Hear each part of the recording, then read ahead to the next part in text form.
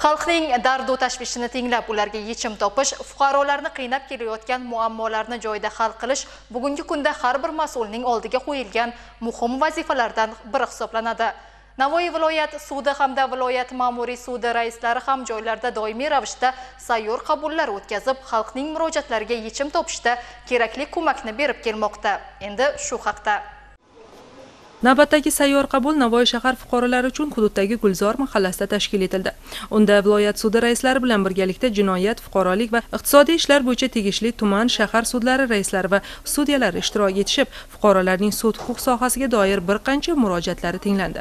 Jarayonda 16 nafar fuqaro qabul qilinib, shundan 3 nafar fuqaroning murojaatlari ijobiy hal etilgan bo'lsa, 13 nafar fuqarolarga tegishli tartibda huquqiy tushuntirishlar berildi. Shuningdek, sayyor qabul davomida sudlar tomonidan sayyor sud majlislari ham o'tkazilib, jinoyat ishlari bo'yicha Navoiy shahar sudi tomonidan Ichki ishlar boshqarmasining taqdimnomasiga asosan probatsiya guruhida hisobda turib jazo o'tab kelayotgan 3 nafar mahkumlar tuzalish yo'liga o'tgani bois o'talmagan jazodan O'zbekiston Respublikasi Jinoyat kodeksining 73-moddasiga asosan muddatidan ilgari shartli ozod qilindi.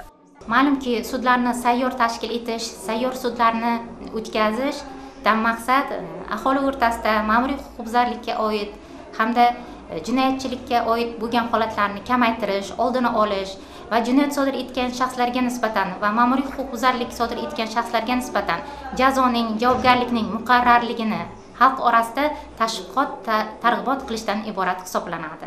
Fuqarolik sudlari tomonidan 4 nafar fuqaroning to'lanmagan ish haqini undirish bo'yicha da'volari qanoatlantirib, ular foydasiga 31.960.000 so'm ish haqi undirilgan bo'lsa, 1 nafar fuqaroning aliment miqdorini kamaytirish yuzasidan da'vo arizasi qanoatlantirildi. 15 ta ish bo'yicha to'lanmagan kredit pullarini undirish belgilandi. Iqtisodiy sudlar tomonidan da'vogarlar foydasiga 304.344.600 so'm undirildi. Bu kabi sayyor qabullar tasdiqlangan rejaga asosan sudlar tomonidan doimiy ravishda o'tkazilib kelinayotgan bo'lib, bundan ko'zlangan asosiy maqsad fuqarolarni uzoq vaqt davomida o'z yechimini topmay kelayotgan sud huquq sohasiga doir muammolarga qonuniy yechim topish orqali xalqimizni rozi qilish va qonun ustuvorligini ta'minlash orqali odil sudlovga erishishdan iboratdir.